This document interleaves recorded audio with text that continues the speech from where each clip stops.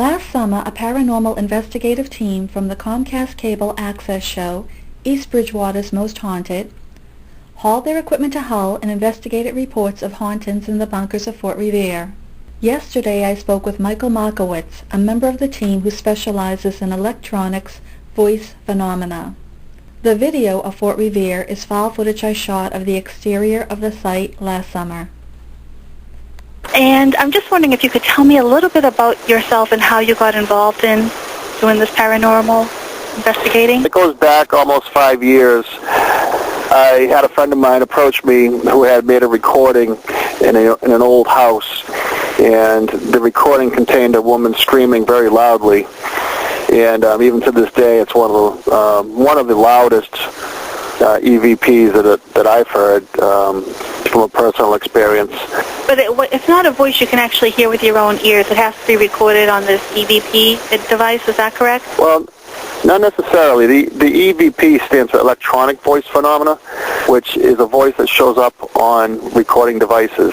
There are people, including myself, who do hear voices whisper in my ear. I hear my name whisper in my ear, or hey, once in a while. I knew absolutely nothing about all this that you're talking about until I actually watched that show that's, I believe, on the Sci-Fi channel called Ghost Hunters.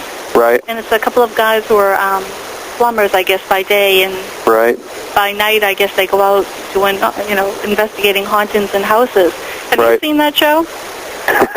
That's funny. It's only funny because it's like the most popular paranormal show that's on TV. It's coast to coast. It's seen all over the world by internet. They have a radio program. They have a magazine. And it was also responsible for the latest paranormal craze across the United States. I'm also a product of that. Because after seeing what can be done, like everybody likes to go ghost hunting, walk through graveyards, but when you see what's needed as far as equipment goes and the different techniques go, you really have to take your hat off to the ghost hunters and the TAPS team, because they basically showed people how to do it, and they did set a type of precedence on how to do it and how to do it properly. So that spawned this whole paranormal craze that's going on. Every town has their ghost hunters. Is that true? Oh yeah. I mean, in my area, if you go to MySpace and check out East Bridgewater's Most Haunted on MySpace, you see the friends. Every other day we're adding new friends with different paranormal groups. That's amazing. Not only from the area, but from all over the United States as well. But we have a lot from the area, and it's just spreading like wildfire everywhere. So now that actually brings me right to where I wanted to go, which is that last year you did an investigation in my town of Hull. Now, I know I've caught you a little off guard and you're not prepared with all the notes from that season, from that investigation, but I believe you said that you definitely caught some paranormal activity down there. Oh, sure, yeah.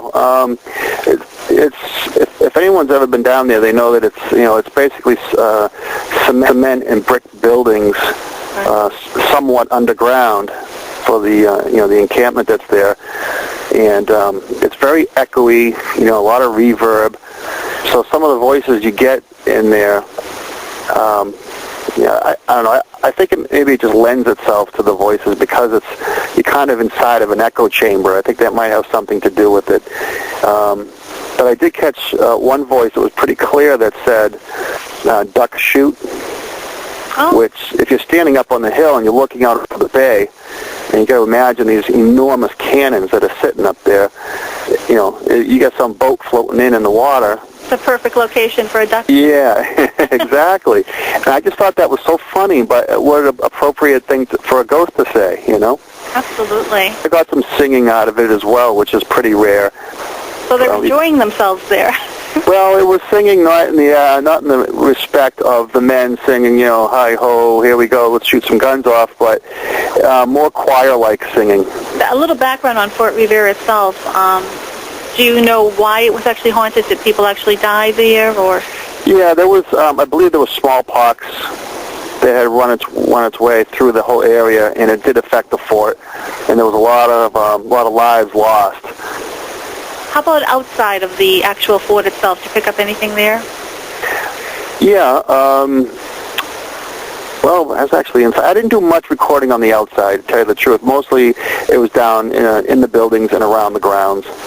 I had my name called, my full name, in a very, very low voice, very low in frequency, which doesn't happen all that often. It was very, very low, which was kind of interesting. I don't know why. Is that because they hear your name by somebody else saying it and they know who you are, or? Probably. Yeah.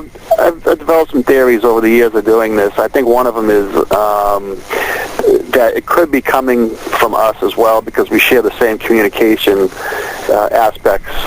In other words, we have a spiritual nature to us just like they do. It's just that we have a body as well. That's basically the only difference between us, so to speak. So we still communicate even though we don't know that we're doing it, and I feel that some of these EVPs, these recordings that get picked up, are actually coming from ourselves. Can you tell if they're hostile towards you or not when you're doing an investigation? Not from Fort Revere. I didn't feel anything hostile whatsoever. You can definitely feel something going on at times, like you can tell when spirits might be around you. But I never felt anything angry at all from there, and I never picked up anything angry from there either. Okay. Now, how about there's actually a tower over there? Did you go into that? No, it was locked up at the time. Any plans to go back and do another investigation in Hull anywhere? Yeah, I guess it depends. If there's a big old haunted house somewhere, someone's having some crazy activity, I would certainly take it into consideration. So how long did you stay there for? Several hours. Really? Yeah, we were probably there for about maybe 5 hours. Just to talk a little bit, I know that you're actually going to do some seminars at Open Doors in Braintree? Correct. Yes. Okay, and will you be talking about the activity that you found in Hull at that? Yes, I will, because one of the recordings that I got that was the singing, kind of like choir-like singing, will be one of the clips that I'll be playing. That's great. I actually went in today and watched. It's actually a two-part series on Hull's Fort Revere. Yeah, we got some great stuff out of there. Yeah, I really enjoyed that place. That's great. Well, I appreciate your time. Oh, you're welcome.